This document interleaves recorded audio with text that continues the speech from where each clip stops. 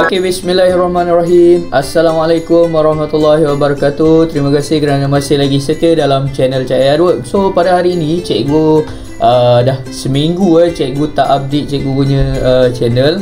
Okay, cikgu harap kamu semua masih lagi dalam momentum yang sama, masih lagi berkobar-kobar untuk meneruskan pembelajaran kita pada hari ini. Okey, so tanpa buang masa lagi, cikgu akan mengajar kamu semua iaitu unit 11 bagi tahun 5. Okey, unit ni merupakan unit kedua terakhir sebelum habis silibus buku teks yang diberi tajuk Bumi, Bulan dan juga Matahari. Okey.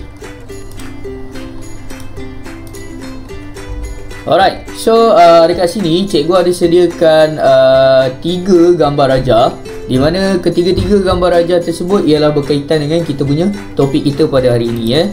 Okey, ni yang pertama, yang ni yang kedua, dan kita akan tengok gambaran yang ketiga. Okey, ini ialah gambaran yang ketiga. Alright, so untuk pengetahuan semua, cikgu nak beri kamu masa lebih kurang dalam 3 saat saja untuk kamu semua teka. Okey, yang manakah ialah bumi, yang mana ialah bulan dan yang mana ialah matahari. So cikgu bagi cikgu kiraan 3 1 2 3. Alright, masa dah tamat. Okey, jom kita sama-sama teka Gambaran yang pertama apa agak-agaknya? Ini ialah bumi. Okey, bagaimana pula dengan gambaran yang kedua? Siapa betul cikgu belanja dia hadiah percutian ke kawasan rumah sendiri.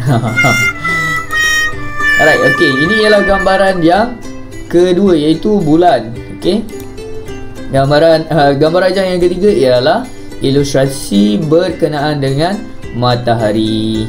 Okey, so ada 3 bumi, bulan dan juga matahari. Okey, so sekarang ni kita akan lihat kepada putaran dan peredaran bumi. Okey. Okey, untuk pengetahuan semua, bumi ni dia berputar pada ada 2 cara dia. Okey. Yang pertama dia berputar pada paksi dia. Okey.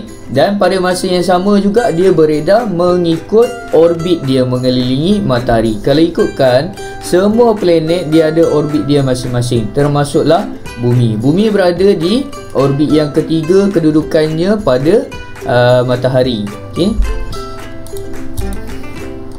Okey, so sekarang ni tadi cikgu dah cakap bumi ni dia berputar pada paksi dia. Okey, so kita akan tengok bagaimana bumi ni dia berputar pada paksi dia. Okey, ni ialah bagaimana ilustrasi ni menerangkan bumi ni dia berputar pada paksi dia. Okey, dia tidak bergerak ke mana-mana, dekat situ je, dekat kawasan dia saja. Okey, di tempat dia sahaja.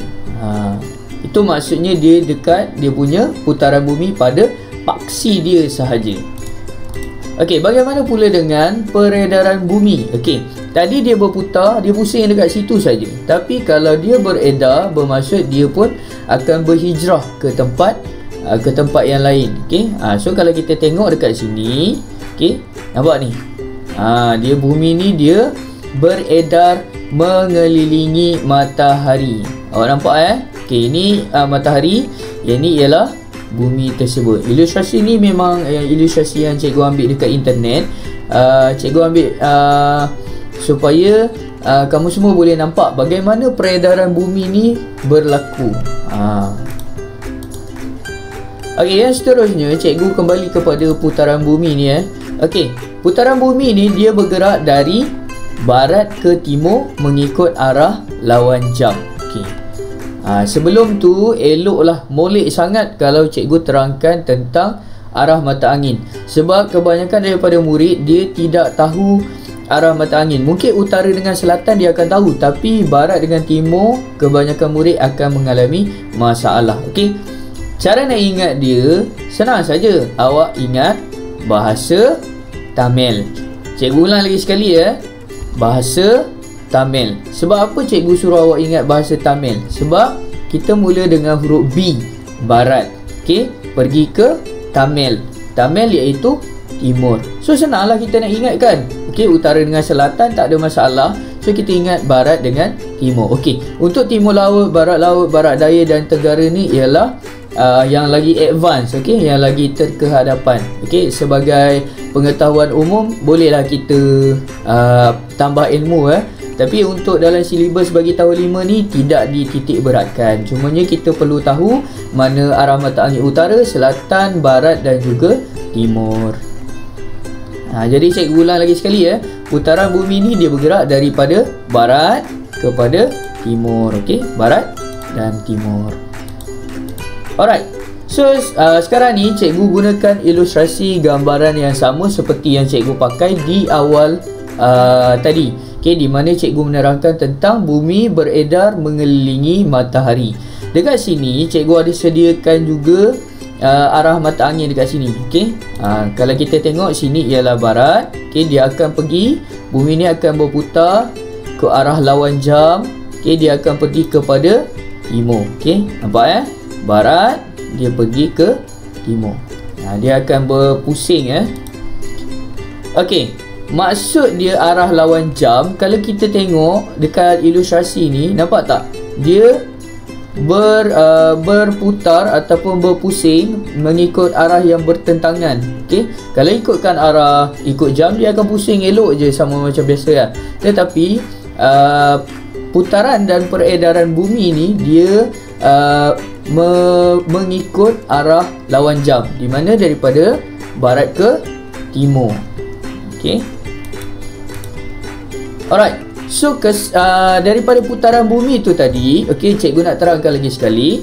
Okey, kita kena ingat cikgu akan sentiasa ulang-ulang supaya kamu semua boleh tangkap apa yang cikgu ajar. Disebabkan oleh putaran bumi itu yang daripada barat ke timur tersebut, satu putaran lengkap dia mengambil masa 24 jam. Okey, 24 jam bersamaan dengan satu hari. Okey. Ni ni ialah gambaran ilustrasi sajalah, tak ada kaitan apa pun. Okey. Okey, so putaran bumi ni juga kesan daripada putaran bumi ni akan mengakibatkan kejadian siang dan malam. Okey, daripada putaran bumi itu tadi akan berlakunya fenomena yang biasa berlaku setiap hari. Okey. So kalau sekarang ni kita berada pada waktu siang, nanti dalam pukul 7 nanti kita akan beransur pergi ke waktu malam Kalau kita tengok, kalau siang cerah lah kan. Okey. Dan sebab ada matahari apa semua kan. Pada waktu malam, okey, kita akan jadi gelap gelita macam ni lah. Okey. Kita diterangi dengan bintang-bintang pada waktu malam. Macam tu lah. Alright. So kesan putaran bumi yang kedua akan mengakibatkan kejadian air pasang surut. So kalau awak tengok gambaran dekat sini, mula-mula kalau awak perhatikan betul-betul, mula kawasan tu nampak surut saja kan. Dan lama-lama air tu pasang dan dia akan kembali surut. So ini ialah fenomena biasa, fenomena alam yang berlaku setiap hari Kesan daripada 24 jam tadi, putaran bumi pada paksi dia tu tadi. Ni bukan peredaran bumi Ini kesan putaran bumi pada orbit dia.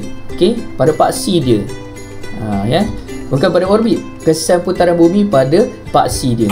Tadi dia dah ada siang malam, sekarang ni kejadian air pasang surut. Okey.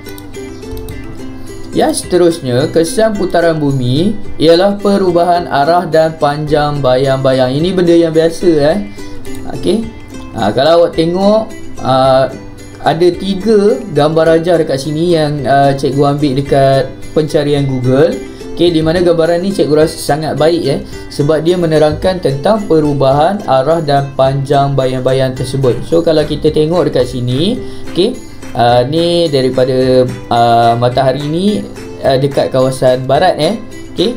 Kita tengok matahari dulu. Okey. Kalau ikutkan kesan daripada putaran bumi pada paksinya juga akan mengakibatkan kita tengok perubahan kedudukan matahari itu sendiri. Okey. Itu juga yang menyumbang kepada perubahan arah dan panjang bayang-bayang tersebut. So kalau awak tengok, kita tengok matahari dulu Matahari ni dekat barat, ni barat, dan yang ni dia sekarang ni dia berada tegak Ni mungkin pada pukul 12 tengah hari. Okey, biasanya pada pukul 12 tengah hari dia akan berada tegak. Okey. So ini ialah pokok ni sebagai objek legap, di mana objek legap tidak boleh ditembusi cahaya. Disebabkan tu akan wujudnya bayang-bayang. Okey, ini cikgu ada terangkan pada silibus cahaya di mana objek legap tidak boleh ditembusi cahaya. So daripada gambaran tersebut, kalau awak perhatikan, dia punya panjang bayang-bayang dan dia punya arah bayang-bayang pun kelihatan berbeza.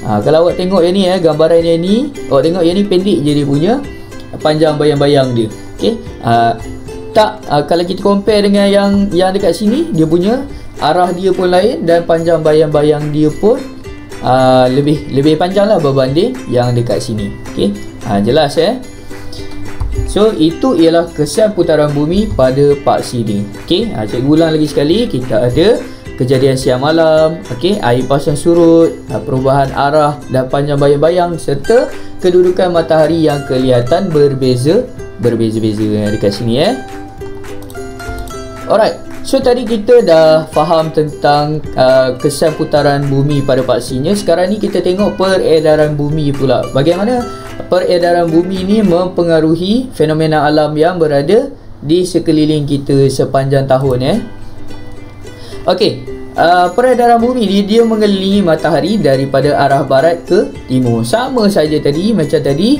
putaran bumi pada paksinya pun sama daripada barat ke timur. Ingat bahasa Tamil barat, timur, mengikut arah lawan jam. Masih lagi sama dengan konsep yang tadi. So tak susahlah nak ingat. Okey, satu peredaran lengkap mengambil masa 365 1/4 hari ataupun 1 tahun. So kalau dalam soalan periksa, kalau dia tanya satu peredaran lengkap bumi mengelilingi matahari berapa lama? Okey, so awak boleh jawab dua jawapan Kalau awak ragu-ragu nak jawab 365 1/4 hari, boleh jawab 1 tahun. Okey, itu sudah memadai Okey, so peredaran bumi ni cikgu ambil gambaran yang sama tadi macam yang di awal tadi, sebab kita nak menunjukkan ilustrasi bagaimana bumi ni beredar mengelilingi matahari. Okey, yang mengambil masa 365 1/4 hari. Okey, sebab apa kalau putaran dekat bumi tu ambil masa 24 jam, kalau beredar mengelilingi matahari ni ambil masa yang lama. Okey, untuk pengetahuan semua, okey, dia agak mengambil masa untuk mengelilingi matahari sebab saiz matahari yang besar, okey, dan kedudukan dia pada mengikut orbit, okey. Okey, jarak relatif dia. Okey, so peredaran bumi ni, kesan daripada peredaran bumi akan mengakibatkan kejadian 4 musim. Apa kejadian 4 musim yang kita tahu? Okey, so ini ialah kejadian 4 musim yang biasanya berlaku lah. Okey, yang pertama, okey, yang ni cikgu dah sediakan 4 jenis gambar rajah. Okey, yang ni memang cikgu ambil directly dekat Google. Okey, keluar macam ni. Okay, memudahkan untuk cikgu nak menerangkan tentang kejadian 4 musim ni Kalau kita tengok, yang ni ialah musim bunga. Okay, ni musim bunga. Yang ni musim panas. Okay, yang ni musim luruh. Okay, dan yang ni ialah musim sejuk. Okay, musim salji itulah. Alright. Okay, apakah kesan lain tentang peredaran bumi? Okay, perbezaan masa panjang siang dan malam. Okay, kalau awak perhatikan, okey, gambaran tadi cikgu guna pakai semula. Okey, akan berlakunya perbezaan masa panjang siang dan malam. Kalau awak perhatikan, kadang-kadang ada orang cakap, kenapa rasa macam sekejap sangat masa berjalan contohnya macam cepatnya malam dah nak ke siang, dan kadang-kadang kita rasa kenapa siang ni lama sangat berbanding waktu malam. Ini disebabkan oleh peredaran bumi mengelilingi matahari. Okey, so peredaran bumi ni, kesan peredaran bumi mengelilingi matahari yang seterusnya, dia akan mengakibatkan kejadian gerhana matahari dan gerhana bulan. Okey, untuk pengetahuan semua, untuk murid-murid tahun 5, okey, untuk subtopik ni kita akan belajar pada silibus tahun 6, di mana kita akan belajar dengan lebih lanjut mengenai gerhana matahari dan juga gerhana bulan. Okey. Yang ni sebagai picture saja. Yang ni cikgu kreditkan juga pada persembahanku.wordpress.com. Okey, cikgu ambil dekat Google. Okey. Di mana bagus dia punya ilustrasi dia menerangkan tentang gerhana matahari bagaimana berlaku, iaitu bulan berada di tengah-tengah, dan bagi gerhana bulan, bumi pula berada di tengah-tengah. Okey, senang saja nak ingat sebenarnya. Okey, kalau contoh gerhana bulan should be bulan yang pertama. Okey, senang nak ingat. Okey, ataupun awak ingat cara yang kedua, iaitu saiz. Okey, saiz mana yang paling kecil? Okey, saiz bulan yang paling kecil. Saiz kedua yang paling besar ialah bumi, dan kedudukan yang paling besar ialah saiz yang paling besar ialah matahari. So senang saja nak ingat gerhana bulan ni berlaku macam mana. Okey, untuk gerhana matahari awak hanya terbalikkan kedudukan bulan itu sahaja. Okey, fenomena fasa-fasa bulan. Okey, tadi kita dah tengok bagaimana bumi berputar pada paksinya. Okey, kita dah tengok macam mana apa kesan dia. Begitu juga dengan bumi beredar mengelilingi matahari dan apa kesan dia. Sekarang ni kita tengok kepada fenomena fasa-fasa bulan. Okey, so bulan ni dia tidak keluarkan cahaya. Okey, jangan kata bulan ni pula yang keluarkan cahaya. Okey, cahaya itu dia dapat daripada pantulan cahaya matahari untuk sampai ke mata kita. That's why lah kita nampak macam bulan tu yang keluarkan cahaya. Walhalnya dia hanya memantulkan sahaja. Okey, ni okey, yang ni ada gambaran matahari, di tengah-tengah ni kita ada bulan, dan ini ialah gambaran mata. So dia punya sequences dia ialah daripada matahari dia pantulkan, bulan ni dia akan pantulkan, dan dia akan pantulkan dekat mata kita. Itu sebab kita nampak, oh bulan ni keluarkan cahaya. Okey, sebenarnya tidak, dia hanya memantulkan cahaya matahari sahaja. Alright, so fenomena fasa-fasa bulan ni sama macam bumi. Okey, bulan ni dia berputar pada paksi, dan pada masa yang sama dia beredar mengikut orbit mengelilingi bumi. Okey, so jangan confuse. Okey, benda yang sama ialah bumi dengan bulan ni sama je dia berputar pada paksi dia, tetapi untuk bulan dia beredar mengelilingi bumi. Okey, tapi bumi dia mengelilingi matahari. Okey, so tolong ingat betul-betul, sebab kebanyakan murid akan confuse sebab dia tak dapat gambaran yang jelas. Okey, so cikgu dah terangkan tadi. Kalau ada confuse, boleh tengok balik lah. Okey, boleh rewind balik video untuk awak tengok bagaimana bumi ni beredar mengelilingi matahari. Okey, yang ni pula cikgu akan terangkan berkenaan dengan bulan. Okey, so bulan ni dia berbeza sikit. Okey, dia ambil masa 27 1/3 hari daripada barat ke timur. Yang sama dia ialah daripada barat ke timur. Okey, sebab apa dia mengambil masa yang lama? Kalau ikutkan bumi, dia ambil 24 jam saja, tapi bulan ni 27 sebab saiz bulan yang kecil. Okey, disebabkan saiz bulan yang kecil, dia mengambil masa yang lama untuk dia nak berputar pada paksi dia. Okey, dan dia akan mengambil masa 27 1/3 hari. Okey, 24 jam ni ke 27 1/3 ni Okey, so bulan beredar mengelilingi bumi juga dalam masa 27 1/3 hari daripada barat ke timur. Okey, sama je, tak ada beza pun. Okey, so ini ialah bagaimana kita nak lihat. Nampak ni. Okey, bulan ni dia ada dua step dia, iaitu dia berputar pada paksi dia. Okey, dalam masa yang sama dia beredar mengelilingi bumi daripada barat ke timur. Okey, ni ialah gambaran dia. Okey, fenomena fasa-fasa bulan. So tempoh edaran dan putaran bumi adalah sama, menyebabkan kita sentiasa melihat permukaan bulan yang sama.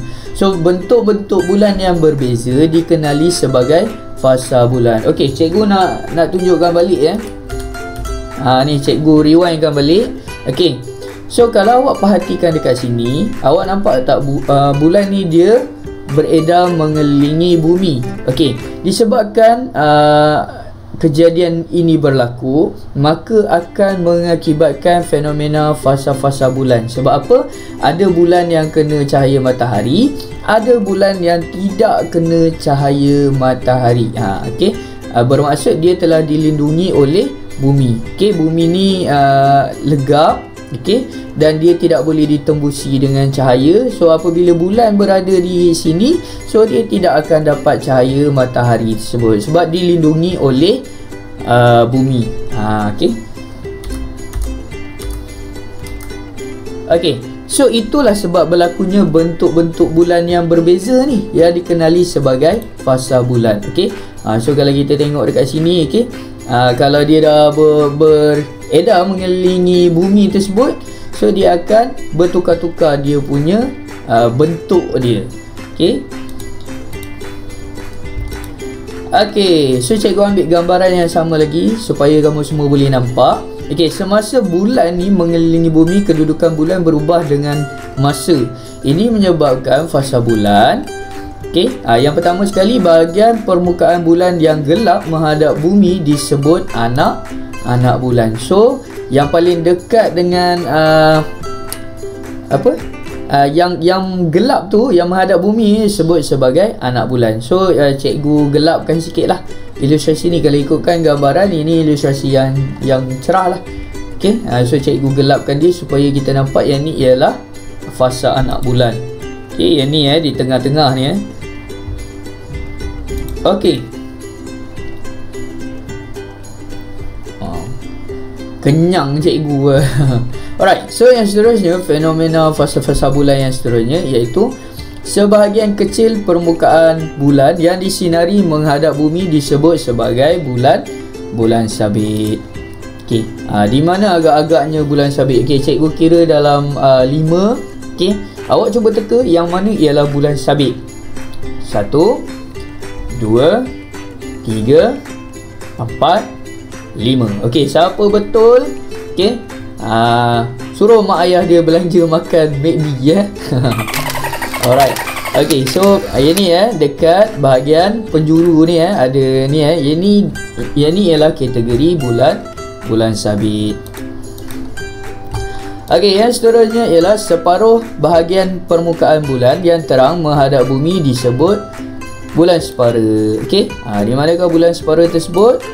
Okey, yang ni ialah bulan separa dan yang ni pun ialah bulan separa.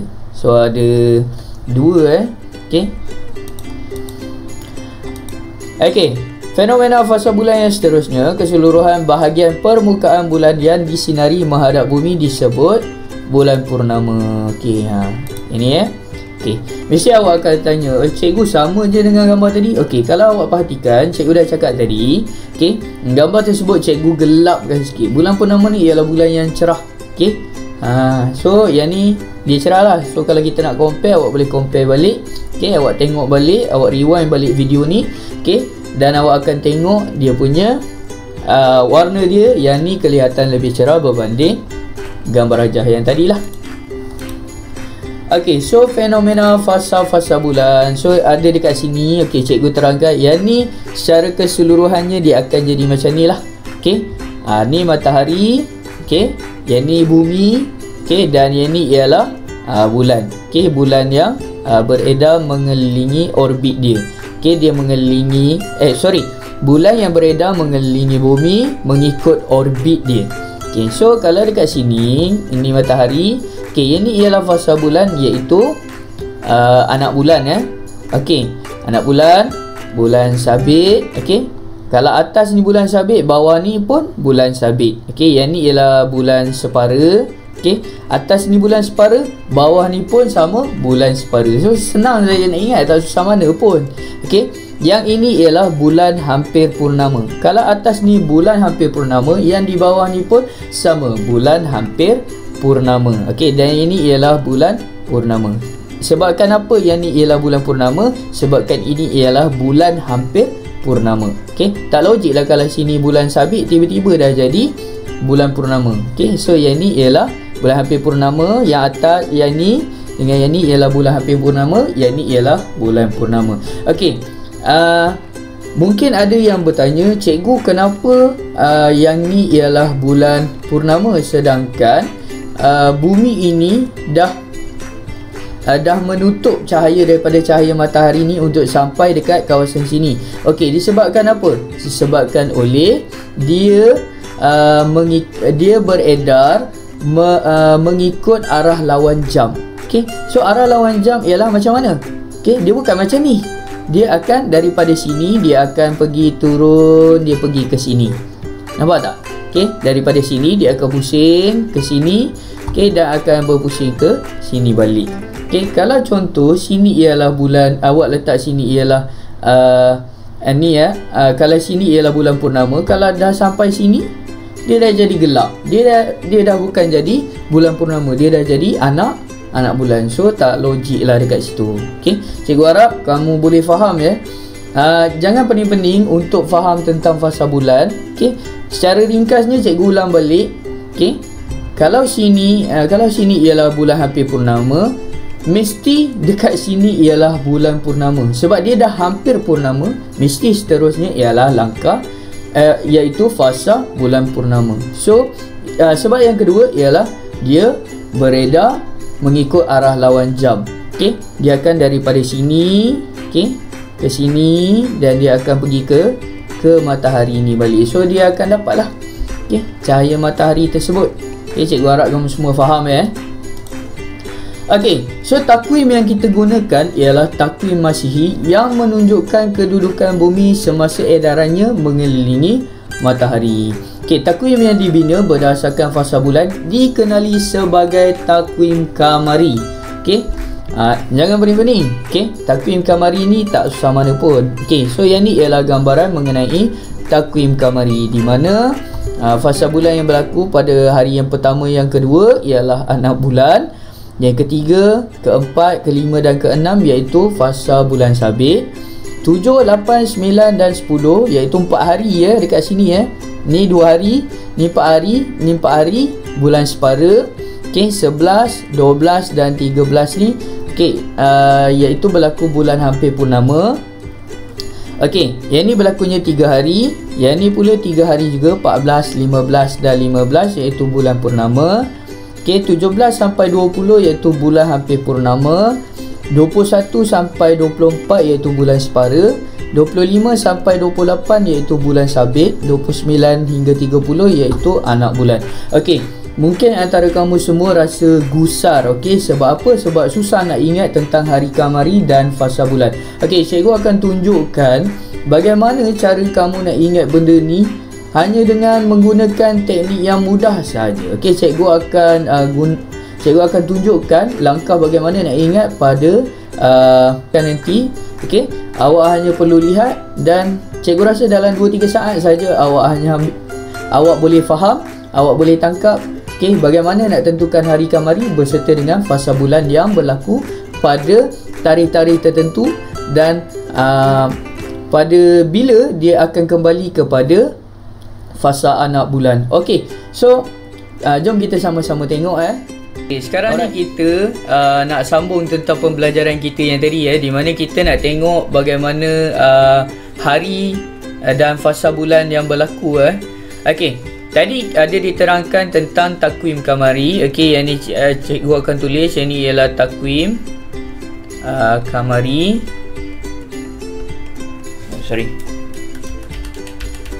Padam balik. Okey, kita akan select ni takwim kamari. Alright. Okey, so daripada takwim kamari tadi ada diterangkan tentang hari dia dan apa fasa bulan yang berlaku. Okey, cara nak ingat dia, awak hanya ingat tentang waktu solat setiap hari. Okey, kalau awak perhatikan betul-betul, tadi ada diterangkan tentang 1, 2, ada 4 hari, ada 4 hari, ada 3 hari kan. So cara dia ingat ingat waktu solat saja. Okey, sorry, ingat rakaat. Ingat rakaat padam balik. Kita tulis. Kita ingat rakaat solat. Rakaat solat. Okey. So yang ni ialah benda yang agak tricky sikit nak ingat, tapi sebenarnya tak susah mana pun. Okey. Yang ni ialah 2 4 4 3. Okey, kita berhenti sampai situ saja dulu Okey, bermakna dekat sini iaitu 1 2. Okey. Okey, ini 1, yang ni 2. Sebab apa? Sebab ada 2 dekat sini. Okey. Okey, yang seterusnya, yang ni ada 4 hari kan? So sambung 3 4 5 6. Okey. So kalau soalan dia tanya, bilakah berlakunya fasa bulan bagi bulan sabit? Ni lah jawapan dia. Okey, pada hari ke-3, 4 ke 5 ataupun 6. Okey, so kita sambung lagi. Okey. Sini mesti 7, 8, 9, 10. Okey, ni hari-hari dia. Okey, yang ni pula ada berapa? Ada 3 hari. So 11, 12 dan juga 13. Okey, sebab apa cikgu suruh berhenti sampai sini dulu? Okey. Ni ialah waktu subuh. Subuh ada 2 rakaat. Okey. Yang ni ialah Zuhur. Yang ni ialah Asar 4 rakaat. Yang ni ialah Maghrib. Senang kan nak ingat kan? Takwim Qamari, ya, kita tengok rakaat solat saja. So kita dah boleh tentukan berapa hari dan apa fasa bulan yang berlaku. Okey, so kita akan sambung balik. Okey, yang ni kita guna kaedah cermin, di mana cermin ni dia akan pantulkan semula balik. So 3 sambung sini 3 balik. Okey, 3 4 4. Okey, dan cikgu letakkan di hujung sekali 2. Okey, sebab apa cikgu biarkan ni kosong? Okey, cikgu tinggalkan dulu Okey, cikgu harap kamu semua dah faham tentang 2 4 4 3 ni Subuh, Zuhur, Asar, Maghrib. Yang ni pula kita guna kaedah cermin. Okey, di mana kaedah cermin kita nak tengok keterbalikan daripada maklumat yang ni tadi. Okey, so yang ni tambah lagi 3, 14, 15, 16. Okey, dah cukup. Yang ni pula 17, 18, 19, 20. Okey, tambah yang ni pula 21, 22, 23 dan juga sini ialah 24. Okey, kalau contoh awak habiskan ni terus kepada 2, so dia akan jadi apa? 25, 26. Dah tak cukup 30 hari, betul tak? Jadi disebabkan kejadian tersebut, kita tak boleh habiskan dia terus kepada 2. Apa yang kita perlu buat ialah kita memanjangkan masa 4 ni. Kita tambah lagi 4 dekat sini. Cikgu padam dulu yang ni. Okey, awak hanya perlu tambahkan sini lagi 4. So 24, 25, 26, 27, 28, 29 dan 30. Okey, selesai. So ini ialah cara bagaimana kamu nak ingat takwim Qamari, iaitu hari dan apa fasa bulan yang berlaku di sini. So kalau awak nak tengok balik, awak boleh rujuk kepada table tadi, gambar rajah tadi, di mana dia start dengan anak bulan, bulan sabit, okey, bulan purnama, bulan separa, bulan hampir purnama, bulan purnama, okey, bulan hampir purnama, bulan separa, bulan sabit dan juga terus kepada anak bulan. So untuk menjelaskan lagi, kita akan tulis dekat bawah ni lah ya. Cikgu akan tulis dekat bawah ni. Okey, yang ni berlaku fasa anak bulan alright. So ni anak bulan. Okey, yang ni ialah bulan sabit. Okey, yang ni pula ialah bulan separa. Okey, yang ni ialah bulan hampir purnama. Okey, yang ni ialah bulan purnama. So kalau dalam soalan periksa dia keluar, okey, bilakah hari berlakunya mengikut takwim Qamari, bilakah hari berlakunya fasa bulan-bulan purnama. So inilah jawapan dia. Okey, ini jawapan dia. Ini ialah jawapan dia. Senang saja nak ingat So yang ni pula bulan hampir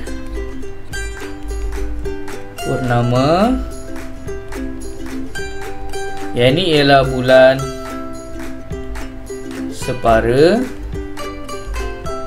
Yang ni ialah bulan sabit.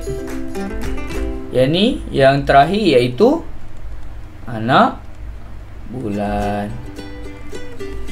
Ataupun dia akan kembali kepada fasa anak bulan tu balik. Alright, so sampai situ saja. Okey, so sampai di situ saja yang cikgu boleh bimbing kamu melalui silibus ini. Okey, cikgu harap kamu semua dapat lebih faham, dapat lebih memahami apakah yang cikgu cuba nak sampaikan pada kamu semua.